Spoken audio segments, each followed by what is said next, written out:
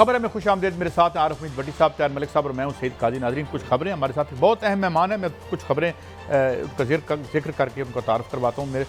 سب سے پہلے بات کریں گے سابق چیف جسٹس ثاقب نثار صاحب کی مبینہ جو لیک آڈیو ہے وہ کتنی اہم ہے۔ اس کے بعد مریم نواز کے جو نئے وکیل ہیں انہوں نے پھر سے جو ہے وہ مانگ لیا ہے، التوا مانگ لیا ہے۔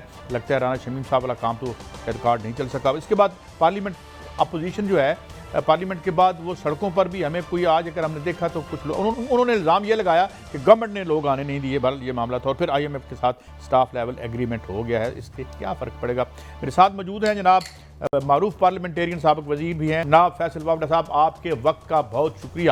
حضور، میرا پہلا سوال آپ سے یہ ہے کہ یہاں سیاست میں ہوتا تھا منشور کے سامنے پیش کیا جاتا تھا، ریلیاں ہوتی تھی، پولیٹیکل بات ہوتی تھی، ہمارا منشور اچھا ہے۔ اب ساری بات جو ہے ادھر سے ایک آڈیو ٹیپ نکلتی ہے، ادھر سے دوسری آڈیو ٹیپ نکل آتی ہے، پھر کوئی گندی نکل آتی ہے، پھر کوئی صاف نکل آتی ہے۔ یہ کیا معاملہ ہے وافڈہ صاحب؟ دیکھیں سر، جب آپ کرمنلز کو، بے ایمان اور چور انسان کو گورنمنٹ کا چارج دے دیتے ہیں یا اس کو سیاستدان بنا دیتے ہیں اور اس چوری کے سلسلے کو کسی نہ کسی طریقے سے چلاتے رہتے ہیں، اور ہر بار پکڑے جانے کے اوپر کبھی سعودی عربیہ ایگریمنٹ کر کے بھیج دیتے ہیں، کبھی اس کی بیماری کا ڈرامہ کر کے اس کو ملک سے باہر نکال دیتے ہیں، کبھی خطری لیٹر لے کے آ جاتے ہیں، کبھی جسٹس قیوم کی آڈیو ٹیپ آ جاتی ہے جس میں وہ کر رہا ہے، کبھی طاہر القادری کے لوگوں پہ گولیاں چلا دیتے ہیں، ماڈل ٹاؤن واقعہ ہو جاتا ہے، کبھی پاپڑ والے کے وہاں سے پیسے نکل آتے ہیں، اور کبھی کچھ اور کبھی کچھ، اور کبھی آرمی کے لوگوں کو گالیاں دی جاتی، کبھی ادارے کو گالیاں دی جاتی، کبھی ہندوستان کے پرائم منسٹر کو لا کے گھمایا پھرایا جاتا ہے، بغیر ویزے کے جندال سے میٹنگیں کی جاتی ہیں۔ یہ سب کچھ ایسا لگتا ہے جیسے ایک را کا ایجنٹ کوئی کام کر رہا ہے پاکستان کے اندر، لیکن را کا ایجنٹ نہیں ہے نا، ان کو اب ضرورت ہے، کیونکہ ان کی جو مقاصد ہیں وہ ہمارے نواز شریف اور ان کی بیٹی پوری کرتی آ رہی ہیں۔ بیٹی سے کیا پوچھا ہے؟ بھائی تم بینیفیشری اونر ہو، اپنی منی ٹریل دے دو، وہ منی ٹریل نہیں دیتی، وہ جب نیب بلاتے ہیں تو وہ پتھر برساتی ہیں، جب آپ کورٹ میں جاتے ہیں تو وہ ڈیٹس مانگتی ہے، ڈیٹیں ختم ہو جاتی ہے تو ایک آڈیو ٹیپ آ جاتی ہے، پھر کبھی عقل کوئی ویڈیو ٹیپ آ جائے گی، پھر کوئی آڈیو آ جائے گی۔ یہ اداروں کو لڑانے کا جو تعلق ہے یہ ملک کی فاؤنڈیشن کو ہلانے کے مترازی ہے۔ اور بسم اللہ الرحمن الرحیم۔ فیصل صاحب، ایک تو قاضی صاحب فیصل واڈا صاحب ہمارے بھائی ہیں اور عمران خان کے صحیح مخلص ساتھیوں میں سے ہیں، لیکن شاید عمران خان صاحب کو مخلص ساتھیوں کی ضرورت نہیں۔ اچھا فیصل صاحب، میں کام کی طرف بات کی طرف آ جاتا ہوں۔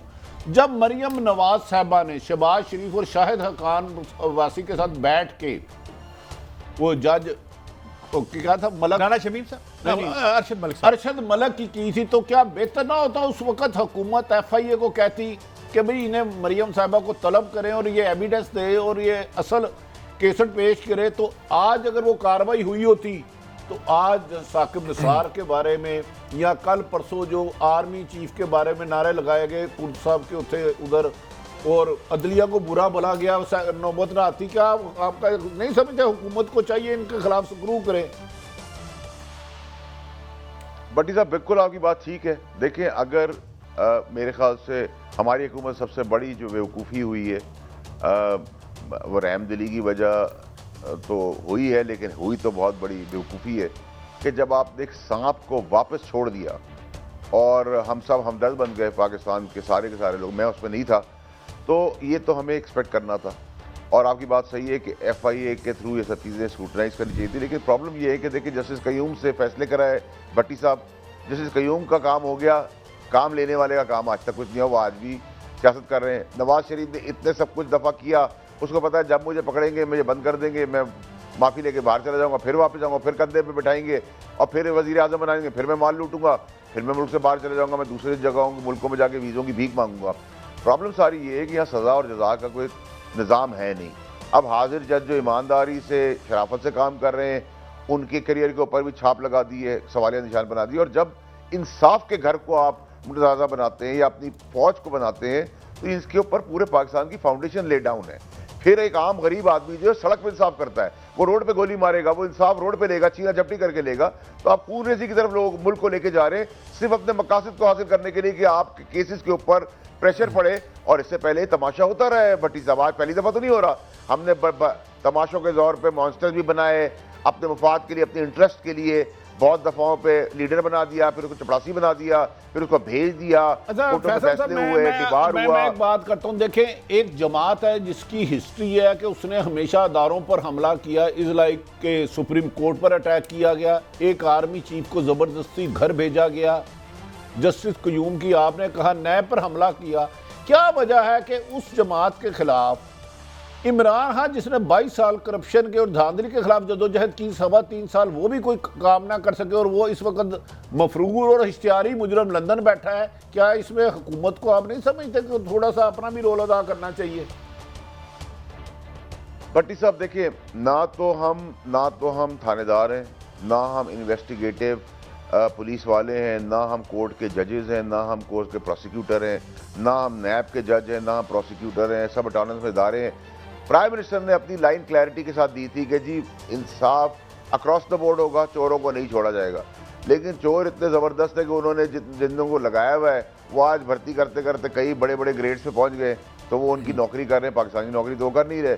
تو وہاں ضرور ناکامی سسٹم کی ہوئی ہے, ناکامی انصاف کی ہوئی ہے, ناکامی اداروں کی ہوئی ہے, کیونکہ ان اداروں کے اندر بھرتی جو انہوں نے کی ہے, کسی کو اگر گریڈ 16 میں لگایا تو 21 میں پہنچا ہوا ہے. ایسے کئی لوگ ہیں. دیکھیں, میں ایک منٹ ذرا آپ سے ایک تھوڑی سی تنقید بھی کر لوں. پہلے آپ کے ہر سوال کے جواب سے لگتا ہے کہ آپ بڑے مظلوم ہیں, بڑے بے بس ہیں, جو لوگ پرانے سارے وہی چھا رہے ہیں, لگتا ہے جیسے اس ملک میں نئی حکومت کوئی نہیں آئی. جو میرا آپ سے سوال ہے وہ یہ ہے کہ اس ملک میں ہر ہفتے میں یا بیان حلفی آتا ہے یا ایک کیسٹ آتی ہے. اب ایک سمپل سی چیز ہے, آپ نے, مجھے لگتا ہے کہ ہر پاکستانی پریشان ہو گیا. ایک بندہ دوسرے پہ الزام لگا دیتا ہے. یہ عام شام الزام نہیں ہوتا, اداروں کے مالک ہوتے ہیں, سربراہ ہوتے ہیں, اور اتنے سنجیدہ الزامات ہوتے ہیں. جو ایک الزام لگا دیتا ہے, دوسرا کہتا ہے یہ جھوٹ ہے. ہماری حکومت کی کیا یہ ذمہ داری نہیں کہ وہ سفید, جھوٹ یا سچ, ایک تو لازمی بات ہے کہ الزام لگانے والا غلط ہے یا الزام صحیح ہے. ہم کیوں یہاں پہ ناکام ہیں ابھی تک ہمیں پتہ نہیں چلتا کہ وہ کہہ رہا ہے. کون ذمہ دار ہے اس کا؟ دیکھیے جہاں تک ذمہ داری ہے اس سے تو کوئی پیچھے نہیں ہٹ سکتا, آپ کی بات بالکل بجا ہے. لیکن دیکھیں, میری تو بڑی تھن میجورٹی ہے. میں ایف اے ٹی ایف کے پاکستان کی تقدیر کا فیصلہ کرنے جاتا ہوں تو وہ کہتے ہیں میرے ذاتی کیسز کے لیے 35 شکے چینج کر دو, ریفارمز کی ضرورت ہے, اس کے لیے میرے پاس تھن میجورٹی بھی نہیں ہے.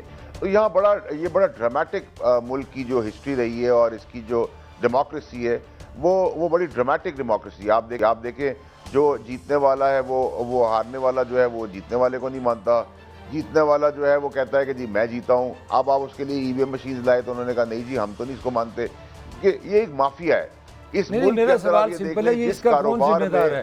ہمیں کون بتائے گا کہ دونوں میں سے سچا کون ہے, جھوٹا کون ہے؟ میرا ایک سمپل سا سوال ہے.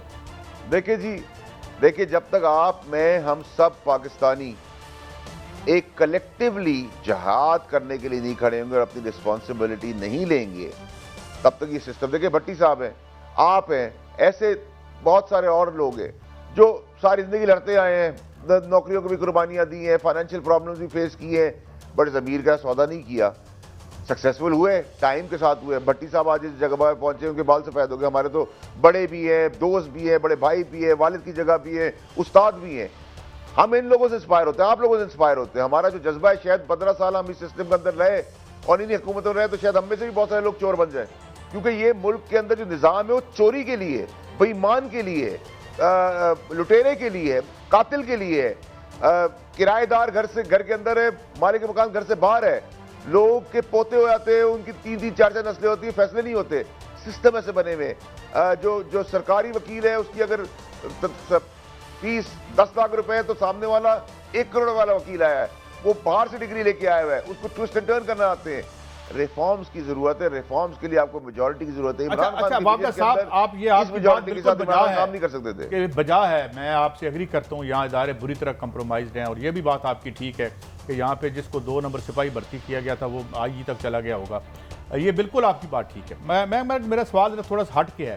یہ اب چونکہ عوام تو ان کے ساتھ ہیں کوئی نہیں, آج کا آپ نے جلوس بھی دیکھ لیا, ویڈیوز البتہ اور آ رہی ہیں. کیا حکومت کی کوئی پالیسی ہے؟ حکومت بھی خاموش ہے, ریاستی ادارے بھی کوئی جواب نہیں دے رہے. ویسے بھٹی صاحب تو ہمیں بتا چکے ہیں کہ ویڈیوز ایسی ہیں کہ سامنے آ جائیں تو کھڑکی توڑ ہفتے چلیں گے. تو کیا کچھ اسٹریٹجی گورنمنٹ بنا رہی ہے اس کو کاؤنٹر کرنے کی, یا کچھ اور بھی اس طرح کا گند اچھلنے جا رہا ہے؟ کیا ہے آپ کی انفارمیشن وابدہ صاحب؟ دیکھیں جی ویڈیوز بالکل آ رہی ہیں، اس میں جج معافی مانگ رہے ہیں نواز شریف سے، وہ نواز شریف کے لگائے ہوئے تھے، وہ اب اس دنیا میں نہیں رہے، ان سے سعودی عربیہ میں نواز شریف مل رہے تھے، ان کے بیٹے وہ ہسپتال کا بہانہ کر کے جیل سے نکلے تھے لیکن ججوں سے مل رہے تھے۔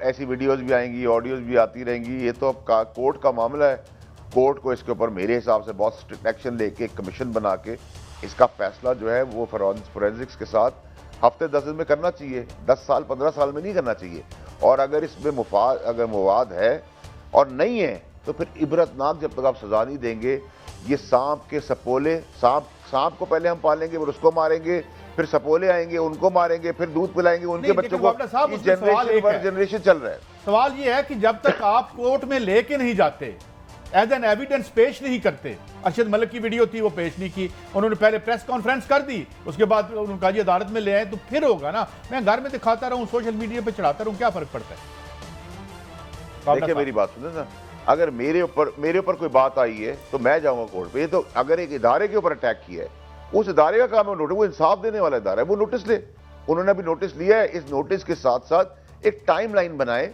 ٹائم لائن کے تحت اس کی فائنڈنگز کر کے اس کا فیصلہ کریں، اور فیصلہ اس طرح کا ہو جس سے لوگ عبرت کریں کہ ملک توڑنے کی سازش سے کم سازش تھوڑی ہے، کہ اگر انصاف کے گھر کو اگر آپ ایماندار ججوں کے اوپر آپ ضرب لگا دیں تو ایک عام آدمی جو انصاف لینے جا رہا ہے پاکستانی، وہ کیا سوچ کے جائے گا اس ملک کے اندر؟ اگر آپ کو انصاف ہی نہیں ہے تو پھر آپ کیا کریں گے؟ یہ تو خون ریزی گلی گلی ہوگی، یہ تو پاکستان سے ایک ایسی سازش کی جا رہی ہے جس کا اگر آپ فیوچرسٹک اپروچ لیں تو آپ کی روح کام جائے گی، لیکن لوگ یہاں امیون ہو گئے ہیں، لوگ تماشا بنائے ہیں، مسالہ چل رہا ہے، آڈیو آ رہی ہے، آڈیو جا رہی ہے، ایک اور ویڈیو آ رہی ہے، ویڈیو آ رہی ہے، سچ بولنے میں بڑے مشہور ہیں۔ ثاقب نثار صاحب کا یہ قصور تھا کہ ماضی میں جنہوں نے سپریم کورٹ پر حملے کیے، ججوں کو، جرنیلوں کو مارا پیٹا، ان کے خلاف پروپیگنڈا کیا، انہوں نے ان کی نہیں چلنے دی، انہوں نے غریبوں کے لیے 100 موٹو بھی لیے بے پناہ، کچھ لوگوں کو اعتراض ہوگا۔ اب اصل نشانہ تو عمران خان کی حکومت گرانا ہے، ان کا جو سازش کر رہے ہیں، عدلیہ اور فوج ہے، تو اس سلسلے میں حکومت کیوں نہیں کارروائی کرتی؟ دیکھیں ثاقب نثار صاحب تو ریٹائرڈ ہو چکے ہیں، اصل نشانہ تو عمران خان کی حکومت کو گرانا ہے۔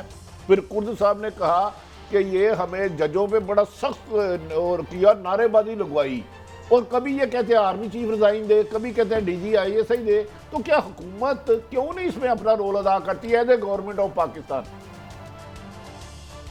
دیکھیے بھٹی صاحب، میرا بس چلے تو اگر ملک کے اداروں کو اور ملک کو توڑنے کی سازش کرنے والوں کا میرا بس چلے تو میں بھی فیصلہ سنا کے پھانسی پر ڈال دوں ان کو چوک پر، لیکن میں نے تو یہ اسمبلی میں بھی بیان دیا تھا، لوگوں کو بڑی تکلیف ہوئی تھی، سوشل میڈیا میرے پیچھے پڑ گیا، بہت لوگوں نے بڑا گالیاں دی، لیکن آئی ریلی ڈونٹ کیئر۔ جو سچ ہے وہ یہ ہے کہ تماشا بند کرے نا، آپ کا ایک لینڈ کروزر والا گاڑی کے نیچے پولیس والے کو دیتا ہے، اس کی ویڈیو بن جاتی ہے، اس کے بعد وہ رہا ہو جاتا ہے، وہ مر گیا سپاہی، وہ اس کی رہائی ہو گئی ہے۔ دیکھیں اس ملک کے اندر کلیکٹیو رسپانسبلٹی جب تک نہیں لیں گے، پشاور کے اندر آرمی پبلک اسکول کے بچوں کے جو قاتل تھے ان کو چھوڑ دیا گیا۔ یہ بھٹی صاحب میرا کام نہیں ہے، یہ آپ کا کام نہیں ہے، ہم صرف ایک ڈائریکشن دے سکتے ہیں کہ ہم بے ایمانی نہیں کر رہے، ہم ایک ایماندار حکومت ہے، آپ نے جس کے ساتھ جو انصاف کرنا ہے وہ کر دیں۔ میں اس کے بعد ملک صاحب نے سوال کرنا ہے، علی احمد کرد نے صاحب نے محترم نے جو چیف جسٹس کی موجودگی میں الفاظ کہے، میں یا آپ کہتے ہیں نا ہماری 7 نسلیں کنٹیمپٹ میں اندر رہتی، اس ملک میں طاقتور قانون کے لیے کب ایک قانون ہوگا کہ طاقتور کو وہی سزا ملے جو کمزور کو ملے؟ کیا یہ ہماری زندگی میں دن آئیں گے کہ نہیں؟ ایسے آپ سینیٹر کیا فرماتے ہیں؟ نہیں بھٹی صاحب، میں آپ کو بتاؤں، جس دن نواز شریف کو کنوکشن کے بعد شاید اس دھوم دھڑکے سے بھیجا گیا، اس کے بعد سر آپ سمجھتے ہیں ہماری بد نصیبی تو یہ ہے کہ ہمیں فکر یہ ہے کہ ہماری اولاد بھی ملک میں نہیں رہے گی، وہی ملک سے باہر چلی جائے گی، تو ہمیں تو اس ملک نے جو دیا ہے وہ اس ملک سے دیا اللہ کے بعد۔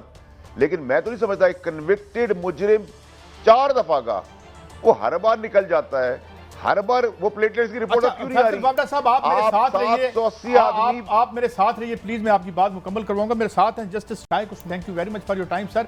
سر میں یہ آپ سے پوچھنا چاہوں گا کہ یہ جو ویڈیوز آ رہی ہیں اور آنے والی بھی ہیں سنا ہے، ان کی کوئی لیگل حیثیت ہے یا یہ جسٹ ایک میڈیا پر ایک ہائپ کریٹ کرنے کا ذریعہ ہے؟ شائق عثمانی صاحب دیکھیے، یہ اس کو پروف کرنا اتنا آسان کام نہیں ہے کورٹ میں کہ یہ ان کی ہے۔ جو جس آدمی نے کہا ہے اور جس کو کہا جاتا ہے کہ اس نے کہا ہے، اس نے خود ڈینائی کر دیا کہ میں نے نہیں کیا ہے. تو نہ آپ کو پتا ہے کہ اس سے کس سے بات کر رہے تھے، وہ یہ بھی نہیں پتا. تو اس کی لیگل ویلیو تو کوئی بھی نہیں ہے. ہو سکتا ہے کہ اپنے بستر میں لیٹے ہوئے اپنے ڈرائنگ روم میں بیٹھے بات کر رہے ہوں، وہ تو یہ اس کو تو بلا وجہ اس پہ ڈپینڈ کرنا میرے خیال میں ریزنیبل نہیں ہے. تو لیگل ویلیو اگر نہیں ہے تو پھر اس سے کیا مقصد حاصل ہو سکتا ہے؟ کچھ بھی نہیں ہے، سیاسی مقصد حاصل ہو سکتا ہے اور تو کچھ نہیں. شاہد صاحب، آپ ماشاءاللہ جج رہے ہیں، ایک موضوع چیف جسٹس صاحب کے بارے میں یا کسی بھی قابل احترام جج صاحب کے بارے میں اس قسم کا پروپوگنڈا کرنے کے خلاف کوئی قانون نہیں ہے. اگر سچ ہے تو حقیقت ایک بندہ باہر ملک سے بھاگتا ہے، پاکستان میں جو ہے اس پہ جا کے الزام لگا دیتا ہے، امریکہ سے وہ فرانزک کراتا ہے اور پاکستان میں آتا بھی نہیں ہے اور ادھر میڈیا پہ شور مچا رہتا ہے. اس کا مقاصد کیا ہو سکتا ہے؟ کوئی نہ کوئی پیچھے تو ہوگا اس کے. دیکھیے، یہ تو سیاسی ہماری چیزیں آپس میں لڑائی جھگڑے ہوتے رہتے ہیں. ایک کرسی پہ بیٹھتا ہے اس کو نیچے اتارو، دوسرا بیٹھتا ہے اس کو نیچے اتارو. یہ ایک نارمل پیٹرن ہے اور ہمارے ملک میں تو کسی لمٹ تک لوگ جانے کے لیے تیار ہیں. تو اس قسم کی باتیں تو ہوں گی جب آج کل کے زمانے میں جو کہ سوشل میڈیا اور یہ سب کچھ ہے، I T and stuff like that. لیکن اس کی قانونی طور پر اس کی کوئی ویلیو نہیں ہوگی جب تک کہ یہ نہ پتہ چلے کہ وہ کہاں پہ انہوں نے بات کی تھی، کس وقت بات کی تھی، کس سے بات کی تھی، اور اس کی جو اور وہ اس کو ڈینائی کرتے ہیں کہ ایکسیپٹ کرتے ہیں، یا اس کا فورینزک ٹیسٹ ہوتا ہے اور دیکھا جاتا ہے کہ وہ ان کی آواز ہے کہ نہیں ہے. تو ایسے تو نہیں کام چلتا نا. کورٹ میں یہ معاملات تو نہیں چلتے. جیسا صاحب آپ نے درست فرمایا. میں جو آپ سے کمنٹس کرنا چاہ رہا ہوں، مجھے لگتا ہے کہ سوسائٹی ڈیوائیڈ ہو رہی ہے، سوسائٹی کنفیوز ہو رہی ہے. میری رائے میں یہ ایک سنجیدہ ایشو ہے. کبھی بیان الفی آ جاتا ہے، کبھی ویڈیو آ جاتا ہے، تو اس کی کوئی نہ کوئی تو لیگیلٹی ہمیں کرنی پڑے گی. آپ کیا سمجھتے ہیں کہ ہماری اسمبلی کو لا بنانا چاہیے یا ہماری عدالتوں کو کچھ کرنا چاہیے؟ اور دوسرے دیکھیے بات یہ بھی سوچیں آپ کہ ایک آدمی جو کہ آپ آفس میں نہیں ہے اور وہ اگر فرض کیا وہ جب تھا آفس میں اس نے یہ کہا بھی ہو تو اس کی ایڈوانٹیج تو کوئی بھی نہیں ہوگی نا. ان کو کوئی وقت ہی پڑے گا اس سے. تو میرے خیال میں یہ تو وائلڈ گوس چیس جس کو کہتے ہیں انگریزی میں، وہ ہے. جہاں تک سوال ہے، صرف ایک رہنمائی فرما دیں. جو چیف جج رانا شمیم صاحب نے ایفیڈیوٹ دیا کہ 2018 کا ریفرنس دیا اور اس پہ کنٹیمپٹ کے نوٹس بھی ہو گیا. آپ کیا سمجھتے ہیں اس کا کیا فیصلہ ہو سکتا ہے ایز اے جسٹس؟ اس کا بھی کوئی کچھ نہیں ہوگا. جو رانا شمیم کی جو آئی تھی ویڈیو یا آڈیو جو آئی تھی منظر عام پہ، اس کی بھی کوئی لیگل ویلیو نہیں ہے. اس سے سر انہوں نے بیان حلفیہ دیا ہے. میری سبمیشن یہ ہے کہ اس سے کیا ہوتا ہے بیان حلفیہ؟ تو آپ جا کے کھڑے ہو کے کسی کمشنر کے سامنے جا کے کچھ کہہ دیں اور پھر آپ کہیں کہ ساری دنیا کو آگے گھمائیں، وہ تو نہیں ہو سکتا. اچھا، میرا آخری سوال ہے شائق عثمانی صاحب کہ ایک کانفرنس ہوتی ہے جس میں عدلیہ کے لوگ آتے ہیں اور آخر میں وہ جوڈیشل ساری کمیونٹی بیٹھی ہے، فریٹرنیٹی بیٹھی ہے اور ایک کانوکٹ کو اس کی تقریر چلوا دی جاتی ہے. How do you look at it? تو میڈیا پہ کنٹرول تو کسی کا نہیں ہے نا کہ آپ چاہیں تو کسی جگہ بھی آپ داخل ہو سکتے ہیں. آج کل نہیں، وہ ایک جوڈیشل ایک عدلیہ یعنی وکلاء کا فورم ہے. چیف جسٹس صاحب بیٹھے ہوئے ہیں، اسی عدالت نے ان کو سزا دے رکھی ہے، وہ کنوکٹڈ ہیں اور ان کی آپ آڈیو چلوا دیتے ہیں. آڈیو کروا دیتے ہیں تو اس کو داخل کرنا تو آج کل بڑا آسان کام ہے نا. آپ کہیں بھی چاہے آپ اس کو داخل کرانا چاہیں یا نہ کرانا چاہیں. جی آسان ہے. بہت شکریہ جسٹس شائق عثمانی صاحب. عابدہ صاحب آپ کے انتظار کا شکریہ. آپ نے یہ ساری گفتگو سنی اور ملک صاحب نے بھی یہ کہا کہ کچھ شاید ڈیوائیڈ موجود ہے. کیا آپ کو یہ نہیں لگتا کہ جب لیڈروں کے پاس عوام کی طاقت نہ ہو تو پھر یہ 2 نمبر ویڈیوز رہ جاتی ہیں لڑائی کے لیے؟ یہ سمجھتے ہیں آپ؟ دیکھیں سر، جب 2 نمبر ویڈیو سے ہی اقتدار کا راستہ ہمیشہ ملا ہو، ایسی پریشر کرا کے اپنے مقصد اور مقاصد حاصل کر لی ہوں، تو ایک بے ایمان کرمنلز کو عادت پڑ جاتی ہے. اور یہ خاندان تو شریفوں کا ہے ہی کرمنلز اور بے ایمان چوروں لٹیروں کا. ان کی ڈٹائی ایسی ہے کہ آپ دیکھ لیں، جب ان کا وقت پڑتا ہے یہ پیر پڑ جاتے ہیں، جب ان کا وقت پڑتا ہے گلے میں آ جاتے ہیں. یہ تو ہے. اور اس نظام کے اوپر انہوں نے کئی دفعہ چانٹا مارا. ہم چانٹا کھا کے اس ملک کے اندر رہ بھی رہے ہیں. فیصل صاحب نہایت احترام سے، آپ کی حکومت تھی وفاق میں، آپ کی حکومت تھی پنجاب میں، یاسمین راشد صاحب 10 دفعہ گئیں، انہوں نے کہا ٹھیک ہے وہ پلیٹلیٹس غلط تھے جس کی میں نے 10 سٹوریاں کی. تو کیا حکومت اپنی ذمہ داری کہیں محسوس نہیں کرے گی کہ ایک مجرم کو انہوں نے باہر بھیج دیا ہے؟ بھٹی صاحب، میں نے اپنے ابتدائی میں کہا تھا کہ جہاں پورے پاکستان کو رحم آیا وہاں ہم بھی اس رحم کے اندر حصہ دار ہیں. سارے نہیں، کچھ. میں تو خیر بہت ہی بڑا مخالف تھا اس کے اندر، اس کابینہ کے اندر میرا بہت اونچی آواز میں پروٹیسٹ لانچ بھی ہوا تھا اور ایکسیپٹ بھی ہوا تھا، اور مریم نواز کے لیے تو میں نے کہا تھا کہ میں قانون وانون سے ہٹ کے ایئرپورٹ پہنچ جاؤں گا، جس پہ مجھے فواد چودھری نے بھی سپورٹ کیا تھا اور اس کی بھی یہی لائن تھی، جس کی وجہ سے ورنہ تو شاید کہیں سی ہمدردی کے تحت کوئی اور ہم کوئی سکن بیماری کے تحت اور سکن یا کوئی فیشن کی بیماری، فیشن کی بیماری کے فیصلے کے علاوہ کوئی دباؤ بھی تھا، ہمدردی نہ آتی۔ کابینہ کے فیصلے کے علاوہ سنا ہے کسی کا دباؤ بھی تھا کہ نواز شریف سے کمٹمنٹ کیے انہیں بھیجنا ہے؟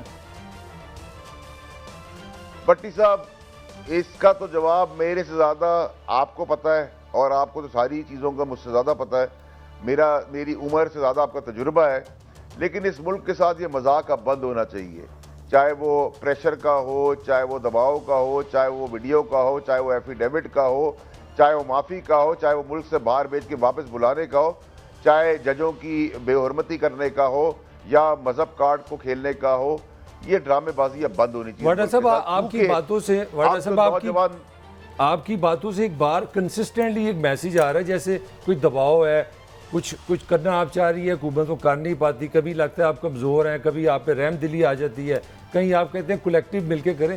آپ بتا سکتے ہیں یہ ملک کون چلا رہا ہے، کس کے پاس سوورینٹی ہے، ہوز کنٹرول پاکستان، کون ذمہ دار ہے، کس کے کہنے پہ یہ 4 بار یہ باہر چلے جاتے ہیں، 4 بار حکومت بنا لیتے ہیں، اور آپ نے اتنے سخت الفاظ ان کے لیے استعمال کیے ہیں، اس کے باوجود وہ پاکستان کو رول بھی کرتے ہیں۔ ہوز ریسپانسیبل دین؟ دیکھیں جی، میں پھر وہی کہوں گا کہ جب آپ اپنے ذاتی مفاد ہٹا دیں گے اور ملکی مفاد آگے لے آئیں گے تو یہ ملک کی تقدیری بدل جائے گی، لوگوں کے مسئلے بھی حل ہو جائیں گے۔ ابھی تک عمران خان ایک واحد آدمی ہے جو ملکی مفاد کو لے کے چل رہا ہے اور ذاتی مفاد کی زندگی میں آیا نہیں ہے۔ ذاتی مفاد اگر آ جاتا تو آج سب کچھ اچھا ہوتا، ہر جگہ بلے بلے اس آدمی کی ہو رہی تھی۔ وہ اکیلا ان مافیاز کے بیچ میں پھنس گیا ہے اور چاروں طرف سے اس کو گھیر لیا، اس کو گرانے کے لیے ہر پوری طاقت استعمال ہو رہی ہے۔ اللہ کی رحمت ہے اس آدمی کے ساتھ، دعائیں، اس کی نیت صاف ہے، وہ کھڑا ہوا ہے، ورنہ ایک عام آدمی تو اب تک زمین میں گڑ چکا ہوتا۔ جتنے غنڈے، بدماش، کرمنل، قاتل، مفرور، عیار لوگوں کے جھمگٹے کے اندر یہ ملک پھنسا ہوا ہے، اس کو ہمیں اس جھمگٹے سے ہنسانا ہوگا۔ ہمیں باہر سے ڈر نہیں، ہمیں اندر سے ڈر ہے۔ یہ دباؤ کہاں سے آ رہا ہے عمران خان پہ، آپ کی حکومت پہ؟ آپ بتا سکتے ہیں سب سے زیادہ پریشر کہاں سے آ رہا ہے؟ دیکھیں جی، کون سی جگہ ہے جہاں پریشر ہے نہیں؟ یہ تو پریشر کوکر بھی پھٹ جائے جتنا پریشر اس آدمی کے اوپر ہے۔ بینک کرپٹ ملک کو چھوڑ دیا، قرضہ لینا پڑا تو وہ برا، عالمی منڈی میں مہنگائی ہوئی تو وہ برا، پیٹرول دنیا میں مہنگا ہو گیا تو وہ برا، احتساب کا نعرہ لگایا تو وہ برا، احتساب نہ ہو سکا تو وہ برا، فیصلے اس نے نہیں کیے تو وہ برا، کسی کو ہٹانے کی کوشش کی تو وہ بحال ہو گئے، اس پہ برا۔ ہر چیز میں وہ آدمی برا ہے کیونکہ وہ ملک کے لیے اچھا کرنا چاہ رہا ہے۔ جس دن وہ برا کرنا چاہے گا اس میں سب سے ملک کا بہترین آدمی ہو جائے گا۔ آپ سے ریلیونٹ سوال نہیں ہے، لیکن شاید آپ تھوڑا سا اسٹریٹ فارورڈ بولتے اور ہم بھی لیتے ہیں۔ ایک مولانا فضل الرحمان صاحب ہیں جو عرصہ دراز کشمیر کمیٹی کے چیئرمین رہے، جب نیب نے انہیں نوٹس بھیجا تو انہوں نے کہا میں نیب کو جوتے کی نوک پہ لکھتا ہوں، میں کور کمانڈر ہاؤس کے باہر احتجاج کو مجھے بلایا۔ مریم نواز صاحبہ کو بلایا نیب میں، انہوں نے پتھراؤ کیا، لاٹھی چارج ہوا۔ اس کے بعد ان اداروں نے نہ نیب کو بلایا نہ مولانا کو بنایا۔ جہاں گورنمنٹ کی ریٹ اتنی کمزور ہوگی تو وہاں سسلن مافی اور گاڈ فادر ہی آئیں گے نا، اور کیا ہوگا پھر؟ آپ یہ رہنمائی کر دیں ہماری۔ بٹی صاحب، میرے خیال سے آپ کے سوال میں آپ کا بہت ہی زبردست جواب ہے، اور آپ کا جو تجزیہ ہے اس سے میں 100% اگری کرتا ہوں۔ اٹ از ویری انفارچونیٹ کہ اتنی تھن میجورٹی کے ساتھ 65 سال کا گند، گناہ، چوری، بےایمانی، مکاری جو خون کے اندر حصہ بن چکی ہے آپ کے جسم کا، اس کو نکالنے کے لیے آپ کو میجورٹی چاہیے، آپ کو ایک اچھی ٹیم چاہیے، ایک بہادر ٹیم چاہیے جو منافق نہ ہو، جو جھوٹی نہ ہو، جو وزیر اعظم کے ساتھ اور اپنے ملک کے ساتھ اسٹریٹ ہو۔ اچھا، میرا ایک سوال ہے، وقت کم ہے، میں آخری سوال کرنا چاہوں گا آپ سے۔ دکھائے اور ڈر اور منافقت نہ دکھائے۔ یہ آج نا ایک چوہدری فواد صاحب کی بھی ایک ٹویٹ آئی ہے کہ انہیں بھی بلایا گیا تھا اس آسمہ جہانگیر صاحبہ کی کانفرنس میں، لیکن انہیں پتا تھا کہ بعد میں ایک کانوکٹ کی تقریر ہے تو وہ نہیں گئے۔ اسی طریقے سے مرزا شہزاد اکبر صاحب بھی کہہ رہے ہیں کہ یہ آرگنائزر جو ہیں انہوں نے جو ہے یہ ارینج کیا تھا سارا کہ یہ کیا جائے۔ تو یہ پھر پینیٹریشن کہاں تک ہے اور کیا موٹیویشن ہے اس قسم کے کاموں کی آپ کے خیال میں؟ دیکھیں جی، پینیٹریشن تو آپ کے پاس، میں آپ کو بتاتا ہوں کہ میں وزیر رہا ہوں चपड़ासी से लेकर टॉप तक इनकी मोटिवेशन पैसा है, इंटरेस्ट पैसा है, गलत काम पे प्रमोशन होती हैं, गलत काम पे खानदानों को अकोमोडेट किया जाता है। तो सेल्फ इंटरेस्ट की जंग है। हमारे जैसा खुदकुश आदमी हो तो वो कहता है अगर मेरा काम नहीं हुआ फाइल के अंदर और फाइल 24 घंटे में होके साइन होके नहीं आई और अगर इसमें ज़ाती इंटरेस्ट नहीं और पाकिस्तान का मुफाद है और रोकी गई तो मैं तो डूबूंगा, साथ दूँ तुम्हें भी डूबूंगा। वो तो गले में हाथ डाल के काम करा लेता है। लेकिन जो आदमी ऊपर से लेके चोरी में धुला हुआ हो और उसके अंदर भरा हुआ हो, वो तो उनके लिए ये गलत काम, इस मुल्क के अंदर आपको कोई गलत काम करना है 1 मिनट में हो जाएगा, ठीक काम कराने के लिए आपकी जिंदगी निकल जाएगी, नहीं हो सकता। और लास्ट और मोस्ट इंपॉर्टेंट चीज, हमारी पार्टी के अंदर और हमारे इक़्तिदार के अंदर हमें भी तो सर बहुत नौ रतन भी तो मिले जहेज के अंदर, वो भी तो हमारी मजबूरी थी। तो उनसे आप क्या एक्सपेक्ट करते हैं कि वो आपके साथ फरिश्ते हो जाएंगे और दूसरी जगह के अंदर वो उनके पैसे चलेंगे? तो नहीं हो फैसल सकता। साहब मेरा एक लास्ट को जो सिगरेट का आदी होता है वो सिगरेट फैसल पीता साहब है। प्लीज, अगर आपको इमरान खान साहब को कोई सजेशन देनी पड़े इन हालात में, उनको क्या करना चाहिए?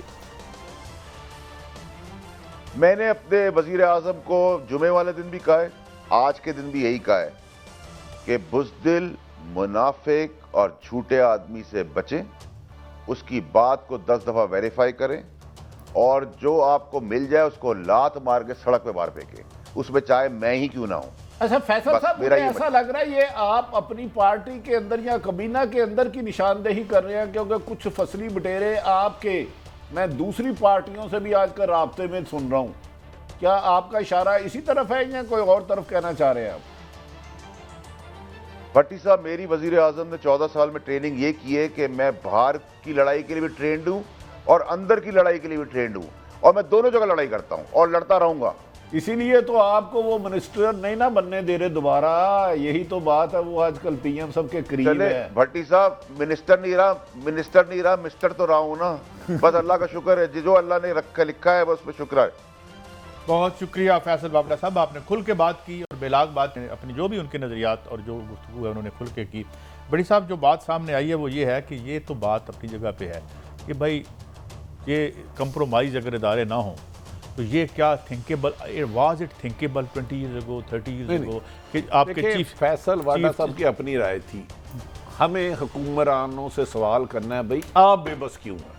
हाक में वक़्त तो आप हैं। बड़ी साहब उन्होंने कहा कि हमारी थिन सी मेजॉरिटी, ये 4 बंदे हैं जो देखिए, अगर हमारी थिंक मेजॉरिटी है तो हमने गलत काम जारी रहने देना है, तो फिर हम माजी वालों पर बुरा ना कहें। वो तो क्रिटिसिज्म, आप जब हाक में वक़्त होते हैं तो फिर आप इन 3.5 सालों में बताएं, आप माफिया की निशानदेही नहीं करते, माफिया का खात्मा करते हैं। Do you? अच्छा बड़ी साहब, एक बात मैं भट्टी साहब, एक माफिया नहीं कर सका वो कॉम्पिटेंट है। भट्टी साहब, मैंने उनको हर सवाल एक ही किया कि आप इतने बेबस हैं, मुझे तो लगा कि हमारी तरह के बंदे हैं, कोई चीज़ उनके हाथ में नहीं। मेरा आपसे सवाल है, थोड़ी सी छोटी सी और भी खबर है, आपने कोई 10 दफ़ा ये दे दी है कि अब लंदन से कोई खान साहब के जानने वाले कोई दोस्त हैं, उनकी भी कोई वीडियो आने लगी है, कोई इस तरह से काम होने। मेरा जो सवाल है आपको लगता है कि ये हालात ऐसे ही पाकिस्तान के रहेंगे, ये कुछ होने वाला है? मलक साहब, तो सुना है कोई डिज़ाइन बन रहा है? देखें, मुल्क में मुझे आज इस वक्त तक बेहतरी आती हुई नजर नहीं। अच्छा बड़ी साहब, वो तो आपकी कमेंट है, मुझे ये बताएं ये कैसेट कहाँ बनी? ये जो साकिब निसार साहब ने, और फिर एक और ऑडियो भी आई, एक ऑडियो और भी आई है। मेरी खुद बात हुई, असल वीडियो आ गई है जहां से ये टुकड़े टुकड़े चुराए गए, जहां वो लोगों से बात कर रहे टुकड़े चुराए गए। ये फैसल साकिब निसार साहब बहाना है, निशाना इमरान खान और कमर जवेद बाजवा है। ये मेरी लिख ले बात, आपको कुछ दिनों बाद पता चल जाएगा।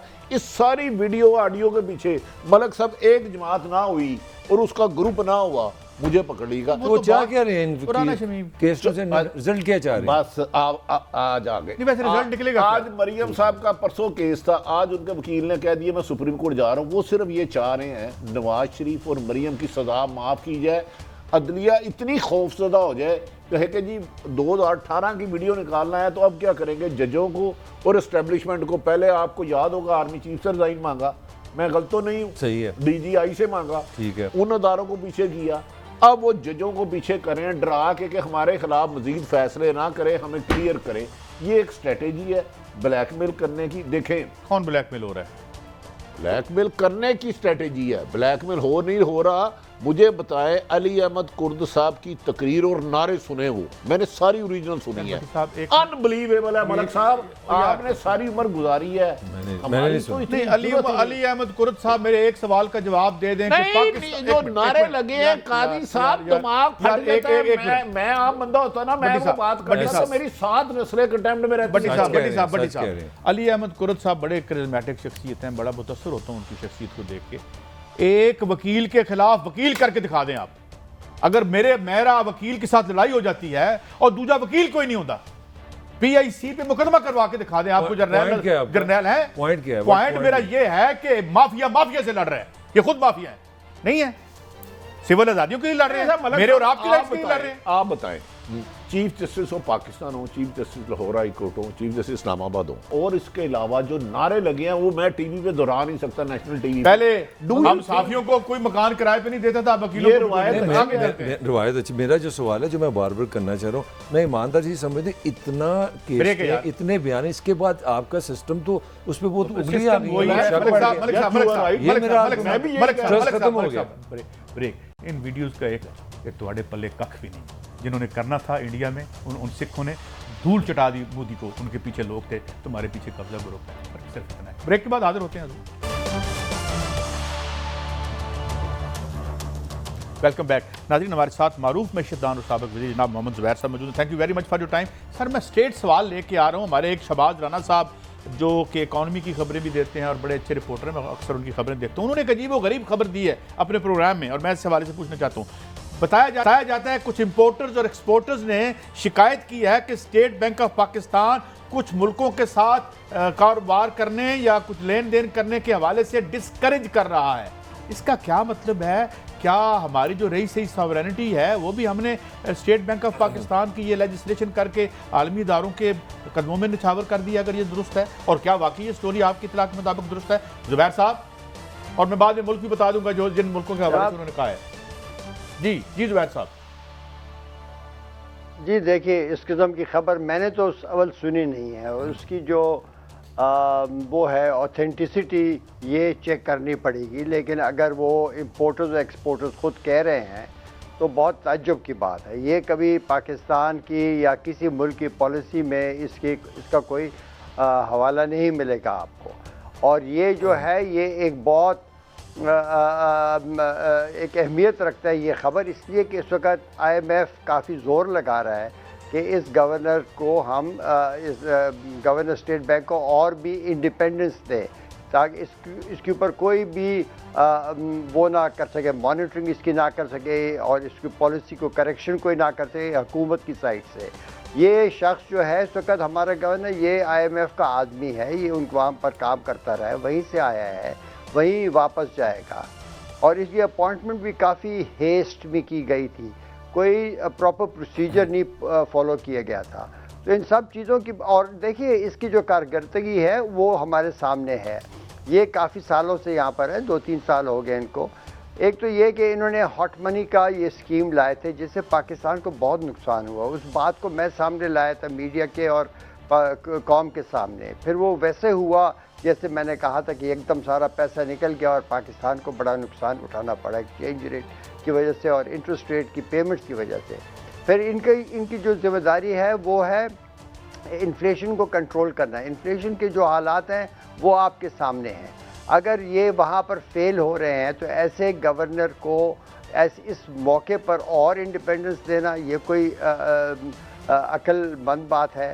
تیسری بات یہ ہے کہ ایکسچینج ریٹ کی اسٹیبلٹی بھی اسٹیٹ بینک آف پاکستان کی ذمہ داری ہوتی ہے، وہ اس پر کیا کر رہے ہیں وہاں پر بھی ہم میں ایک گزارش کروں گا، جو میں آپ کی بات سنا ہوں، آپ نے فرمایا کہ آئی ایم ایف نے ہم پر مسلط کیا، یہ بندہ ہی ان کا ہے، تو ہمارے حکمران چننے کاکے ہیں، لگایا تو انہوں نے ہے، ہم نے تو سوال ان سے کرنا ہے بینگ پاکستانی۔ میرا سوال تو پرائم منسٹر سے ہوگا کہ جو آئی ایم ایف سے لائل ہے، پاکستان سے لائل نہیں ہے، وہ شخص گورنر اسٹیٹ بینک کیوں ہے؟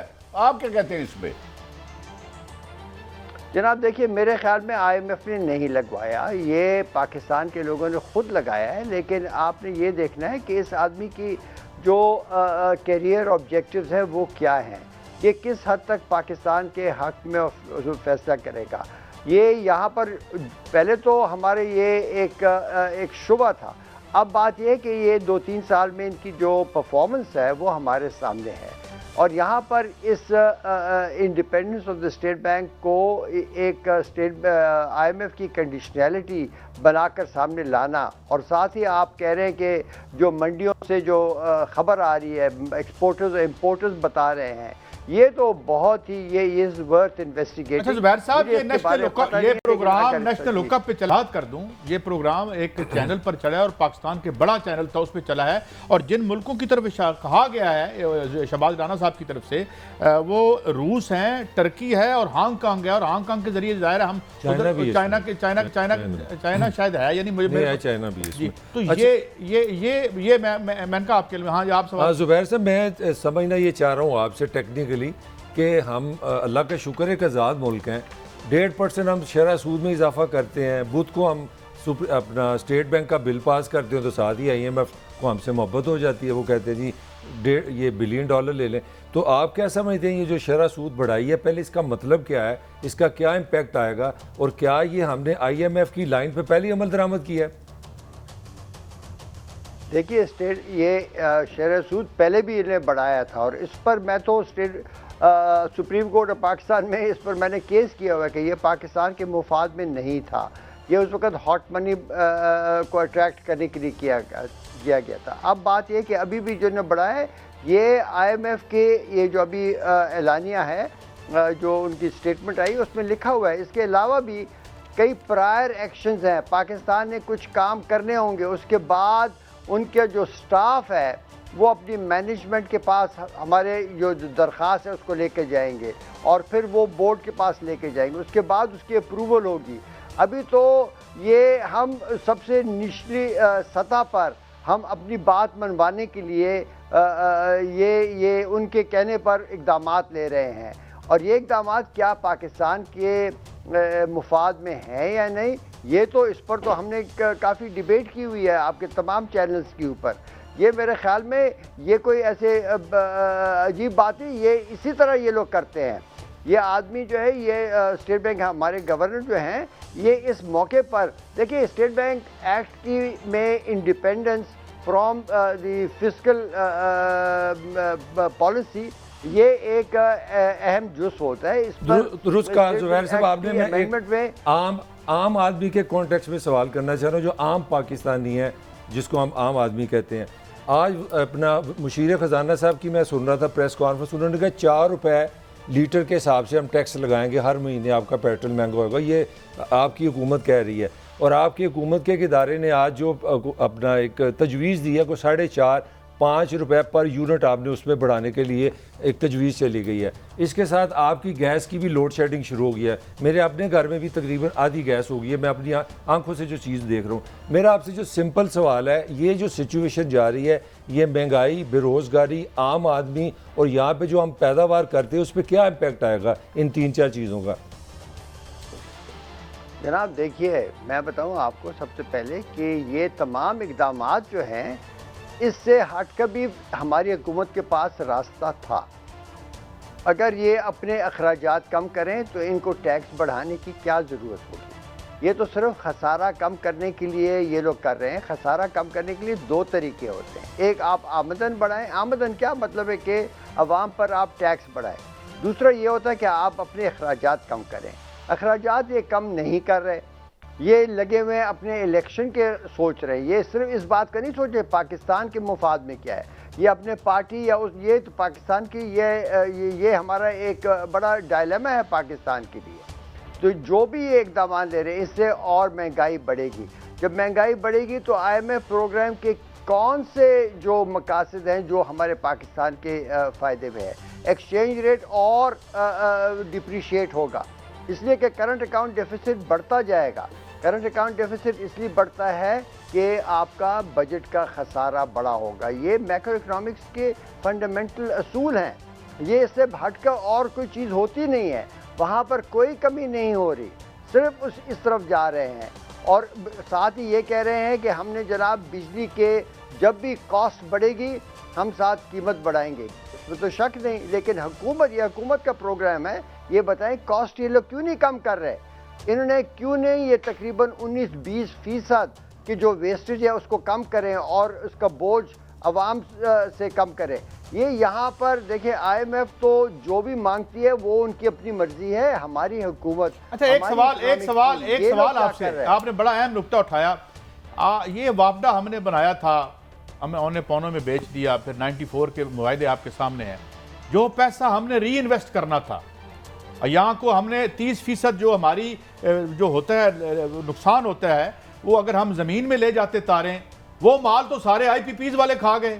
ان کو جو ہے کچھ اکانومسٹ کہتے ہیں, یعنی ورلڈ بینک کہتا ہے کہ انہوں نے $45 بلین کا ٹیکہ 10 سال میں لگایا ہے. ان کے ویب سائٹ پہ خبر پڑی ہوئی ہے. زبیر صاحب جناب دیکھیے, یہ ابھی آپ یہ جو آئی ایم ایف کا یہ جو اناؤنسمنٹ ہوئی اس میں یہ بھی لکھا ہوا ہے کہ آئی پی پیز کو آپ ان کے پرانے جو قرضے ہیں, یعنی کہ ان کے جو ایکسیسو ڈیمانڈز تھیں, جو بہت بڑی انہوں نے پاکستان کے معاہدے کیے تھے جس سے ان کے بہت بڑے فائدے تھے, انہیں اس پہ ایک پرائر کنڈیشن دیا ہے کہ پاکستان اس کی پیمنٹ کرے. جب پیمنٹ ہوگی تو پھر یہ پروگرام آگے چلے گا. آپ یہ دیکھیں ہر طرف سے پاکستان کو یہ پروگرام پھنسا رہا ہے. زبیر صاحب معافی چاہتا ہوں, آپ کیا کہہ رہے ہیں, آئی ایم ایف نے یہ شرط رکھی ہے کہ آئی پی پیز کو پیمنٹ کرے؟ بالکل, ہاں ان کے ساتھ لنک بنتا ہے جناب. جو ان کے بقایا جات ہیں پچھلے والے وہ آپ پے کریں. یہ آپ ویب سائٹ پر پڑھیے. نہیں, کیا آئی ایم ایف کے لوگ کی انویسٹمنٹ ہے, ان کا انٹرسٹ کیا ہے اس میں؟ نہیں کہ بھائی وہ ایک پرائیویٹ سیکٹر پارٹی ہے تو ان کے جو ڈیمانڈز ہیں آپ وہ پورے کریں. بھائی دیکھیں جس طریقے سے وہ پچھلے ایگریمنٹ. زبیر صاحب میرا سادہ سوال ہے, میں آپ کا دوست ہوں اور میں ایک چور چکا ہوں اور میں مال بنا رہا ہوں, اور آپ تو اگر آپ یہ کہیں گے کہ یار تو پورے مال دیو انہوں, what is the incentive there for IMF and World Bank کہ ہمیں ڈسٹرائے کرنے میں ان کا کیا انسینٹیو ہے؟ نہیں ان کا کوئی مالی انسینٹیو نہیں ہے, لیکن وہ ایک پرائیویٹ سیکٹر کی ایک گروپ جو ہے اس کے حق میں بات کر رہے ہیں کہ بھائی جو پرانے ان کے وہ ہیں قرضے ہیں اب وہ آپ پورے کریں. حالانکہ ان کو چیلنج کیا پاکستان نے. یہاں پہ ایک اور سوال, یہ بھی ورلڈ بینک کے ویب سائٹ پہ یہ پڑی ہوئی ہے پریس ریلیز کہ 2000 سالانہ کی مس مینجمنٹ کہہ لیں, ٹیکہ کہہ لیں, یہ ہمیں یہ لگا رہے ہیں, اور ان کا دوسرا ادارہ کہہ رہے ہیں ان کو پیسے دے دو.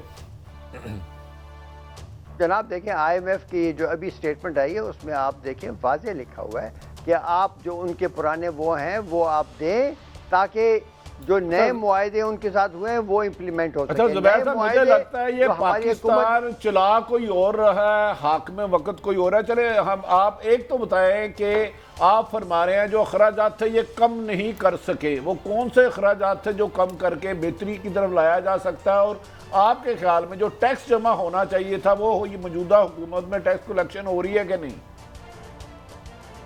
جی ٹیکس کلیکشن کی جو پرفارمنس ہے وہ اچھی ہے. بات یہ ہے کہ جب اچھی ہے اور اس کو وہ تسلیم کرتے ہیں آئی ایم ایف والے, تو یہ بتائیے کہ ٹیکسز اور کیوں بڑھا رہے ہیں. آپ یہ بتائیے, میں اس لیے کہہ رہا ہوں اس پروگرام کی جو تفصیلات ہیں یہ تو پہلے اول سامنے آئیں. یہ تو ہم نے, میں نے ایک اور پروگرام پہ بھی کہا کہ یہ تفصیلات ہمارے منسٹر آف فائنینس صاحب کو اور حکومت کو سامنے لانی چاہیے, اسمبلی کے سامنے, قوم کے سامنے. نہیں دوسرا میں نے جو ایک سوال کیا تھا بڑا ضروری ادب احترام سے, صرف میں بڑا مجھے اچھا نہیں لگتا, آپ کہہ رہے ہیں کچھ اخراجات کم کیے جا سکتے تھے یہ نہیں کرے, وہ کون سے اخراجات ہیں جو حکومت کم کر سکتی ہے اور لوگوں کی حالت بہتر ہو سکتی ہے؟ جناب دیکھیں دو سب سے بڑے جو ہے نا, سب سے بڑی چیزیں وہ ایک یہ ہے کہ آپ کے جناب بجلی کے محکمے میں کوئی 17-18% وہ ہے لاسز ہوتی ہیں. اگر آپ لگائیں کہ یہ آپ کا جو بل ہے یہ 17-18% نہیں تو کم از کم اس کا نصف بھی کم ہو سکے تو قیمت کو اور بڑھانے کی کیا ضرورت ہوگی. سرکولر ڈیٹ نہیں بڑھے گا, سرکولر ڈیٹ نہیں بڑھے گا تو اور ٹیرف نہیں بڑھانے پڑیں گے. ایک تو یہ ہو گیا. دوسرا یہ کہ جو اسٹیٹ اونڈ انٹرپرائزز ہیں ان میں اربوں کھربوں روپے کے جو ہمارے لاسز ہیں, گیس سیکٹر میں بھی ہو رہا ہے, ہمارے اسٹیل انڈسٹری میں ہے, ایئر لائنز میں ہے, وہاں پر جہاں پر بیٹر گورننس کے ذریعے یہ لوگ ان چیزوں کو کم کر سکتے تھے, وہاں پر کچھ بھی نہیں ہوا، اور اس کو پورا ان کے جو خسارے چلتے جا رہے ہیں کو پورا کرنے کے لیے بجٹ سے پیسے ٹرانسفر ہوتے ہیں. جب بجٹ سے ہوتے ہیں بجٹ کا خسارہ بڑھتا ہے، اس کو پورا کرنے کے لیے عوام پر ٹیکس ڈالا جاتا ہے. آپ یہ سوچئے نا، یہ سارا ایک میں کہوں گا کہ ایک ایسا وہ ہے، ایک پھندا ہے جس کے اندر عوام پھنسے ہوئے ہیں کہ حکومت اپنی کارکردگی نہیں کر سکتی. جب نہیں کر سکتی اس کا بوجھ عوام پر ڈالتی ہے، قیمتیں بڑھانے قیمتیں. اچھا زبیر صاحب، میں تھوڑا سا سمجھنا چاہ رہا ہوں. زبیر صاحب، یہ روشن پاکستان کی جو اسکیم ہے اس پہ اچھا ایک رسپانس آیا ہے، پاکستان میں ڈالر آئے ہیں اور پاکستانیوں نے بھیجے ہیں. تقریباً 7% سے زیادہ سود پہ ہم ان کو دے رہے ہیں. یہ جو روشن پاکستان ہے، جو اطلاعات ہے وہ یہ کہ امریکہ میں جو ایوریج سود ہے وہ 2 سے 3% ہے، اور بہت سارے لوگ وہ یہ کام کر رہے ہیں کہ امریکن بینک سے 2-3% پہ سود لیا، پاکستان یہ روشن پاکستان میں جمع کرا دیا اور 3-4% کا کاروبار شروع ہو گیا. یہ کوئی ایسے ہی ہے جس طرح میں نے آپ سے کہا کہ ایسے ہی ہے کہ یہ روشن پاکستان واقعی ایک بہتر سکیم ہے پاکستان کے لیے؟ بالکل نہیں جی، بہتر پاکستان کے لیے بہتر نہیں ہے. یہ پہلے سے پہلے جو ہاٹ منی کا سکیم تھا وہ بھی یہی اسٹیٹ بینک آف پاکستان اسی گورنر کے تحت لائی تھی. اس پر ہم نے شور مچایا، اور جب حالات تبدیل ہوئے پیسہ سارا بھاگ گیا. اب انہوں نے یہ ایک نیا سکیم بنایا، یہ روشن پاکستان سکیم. یہ وہی ہاٹ منی کی ایک نئی شکل ہے. اس میں سب سے زیادہ پیسے بین الاقوامی بینک بنا رہے ہیں، جن کو کئی پرسنٹیج پوائنٹس ملتے ہیں. ان کو جو شرح سود جو منافع ہے، جو آپ ہمارے پاکستانی اوورسیز پاکستانیز ہیں ان کو تو اس کا ایک چھوٹا حصہ بنتا ہے. اچھا سر، یہ ہاٹ منی ہوتی کیا ہے؟ ذرا پلیز بتا دیں، ہاٹ منی کیا ہوتی ہے، ذرا یہ ایکسپلین کر دیں. دیکھیں، ہاٹ منی یہ ہوتی ہے کہ آپ اپنے ملک میں شرح سود بڑھا دیں، اور اس سے فائدہ اٹھانے کے لیے بین الاقوامی پیسہ آتا ہے ملک کے اندر، اور وہ آپ کے جو فارن ایکسچینج کے ریزروز ہیں ان کو عارضی طور پر بڑھا دیتا ہے. اور آپ جناب شور مچاتے ہیں کہ ہم نے بڑی کامیابی کی، فارن ایکسچینج ریزروز بڑھا دیے. لیکن جیسی ہی ایکسچینج ریٹ کے اوپر شک آئے یا انٹرسٹ ریٹ کم ہو، آپ نے کرنا ہو اپنی ڈومیسٹک پالیسی کی خاطر، تو وہ پیسہ ایک دن میں باہر چلا جاتا ہے. اس سے ایکسچینج ریٹ کے اوپر بہت برا اثر پڑتا ہے، اور آپ انٹرسٹ پیمنٹ دے دیتے ہیں ان کو، وہ کما کے لے جاتے ہیں، اور آپ کے ریزرو میں ایک پیسہ واپس نہیں رہتا. یہ اسی طرح روشن پاکستان بھی قرضے ہیں شارٹ ٹرم کے، یہ کسی وقت بھی واپس لیے جا سکتے ہیں.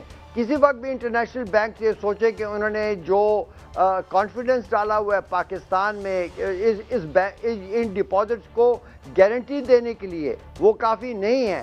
وہ چاہے حالات مارکیٹ تبدیل ہو یا نہ ہو، لیکن وہ خود یہ فیصلہ کر سکتے ہیں کہ یہ کافی نہیں ہے. یہ کہیں کہ جی ہم نے یہ قرضہ واپس ریکال کیا، وہ سارا پیسہ پاکستان سے واپس چل جائے. یہ یاد بہت شکریہ آپ نے ہمیں رکھیے. انلائٹن کیا، اور یہ آپ نے ہارٹ منی کہا کہ یہ شارٹ ٹرم ہیں. لیکن ناظرین، ہم پروگرام کے اختتام سے جا رہے ہیں. مسئلہ یہ جو بھٹی صاحب نے سب لوگوں نے شروع میں کہا کہ یہ جو بھی ہوا اس میں آپ اشرافیہ کے دھڑوں میں آپ کی جتنی مرضی پینیٹریشن ہو، عوام آپ کے پیچھے نہ ہو، تو کیسے سے کچھ بھی نہیں ہوتا. بہرحال کل پھر ملیں گے. اجازت دیں، اللہ حافظ.